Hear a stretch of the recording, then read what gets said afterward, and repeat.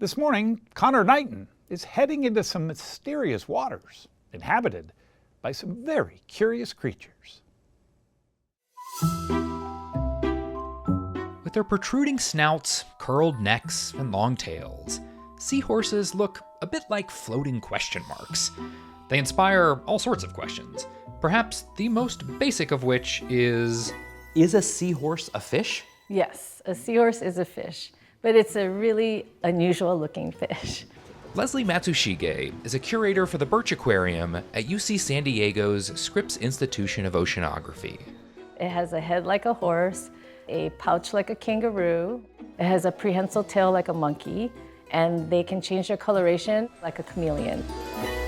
There are more than 40 species of seahorses in the wild, ranging from a half-inch to more than a foot long in size. But seeing one isn't always easy. See the male right there? But I almost didn't see him because he blends in so well with the coral. That's part of the camouflage? Mm-hmm. These are all weedy sea dragons at various ages. Birch Aquarium is also home to the seahorse's far more colorful cousin, the vibrant sea dragon. While the 3 known species of sea dragons are only found in Australia, seahorses live in waters across the world, including the ocean right behind the aquarium. Do you find that you have guests who come specifically for the seahorses and sea dragons? Yes, they do. That's their favorite. Younger visitors are especially intrigued by these creatures. We are going to start with our first book, Mr. Seahorse. They just are blown away. I can't tell you how many times I hear the same thing over and over.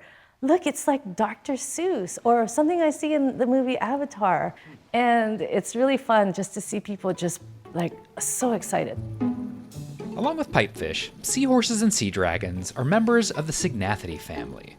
And speaking of family, they've all got an unconventional dynamic. The males do the work of carrying around the fertilized eggs. It's quite fascinating, and the women that come through the aquarium and learn about this are just happy about it and fascinated, and why does that not happen in humans? After performing an elaborate courtship dance, female sea dragons drop their eggs on the tail of the males and then hightail it out of there. Male seahorses have a pouch.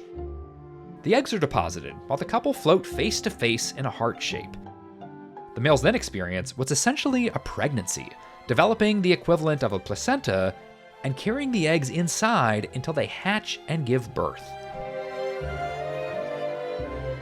As soon as he gives birth, the female comes right back over and puts eggs in his pouch. So sometimes they say the male is pregnant for most of his life, which is another thing that the women are all happy about. Sure.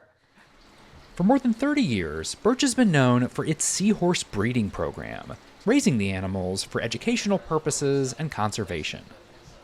These guys were actually born just a couple days ago, so they're also the same species, the Pacific seahorse.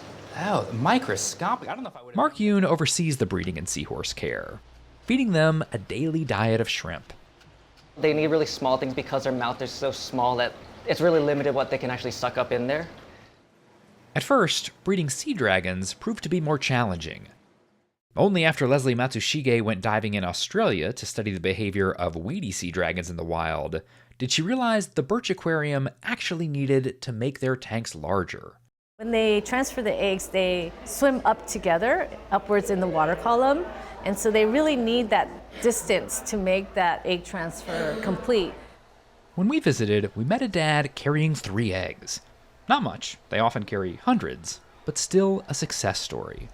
They're so amazingly cute because they're perfect miniatures of the adults when they hatch out. It's hard to believe that something like that would survive in the wild, but they do. Sea dragons are facing pressure in the wild due to pollution, climate change, and habitat loss. Seahorses are even more vulnerable due to illegal harvesting and importation for use in traditional Chinese medicine, and their propensity to be accidentally scooped up during commercial fishing. But here in San Diego, these super dads are ambassadors, helping curious visitors care about the ocean as a whole. If they're drawn to a particular animal or fish, then they want to know more about it. These animals are currently threatened in their natural habitat. We want people to care.